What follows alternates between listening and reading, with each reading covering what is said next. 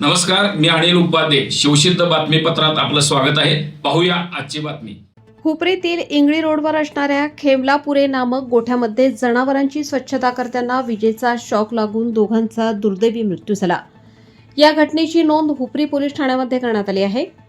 याबाबत अधिक माहिती अशी की हातकणंगले तालुक्यातील हुपरीमध्ये हुपरी इंगळी रस्त्यावरील खेमलापुरे यांच्या गोठ्यामध्ये दिनांक 4 मार्च रोजी सायंकाळी 5 वाजण्याच्या सुमारास जनावरांची स्वच्छता करत असताना पाणी फवारणी यंत्रामध्ये बिघाड होऊन विजेचा धक्का लागल्याने 2 जणांचा दुर्दैवी मृत्यू झाल्याची घटना काल सायंकाळी हुपरी शहरात घडली.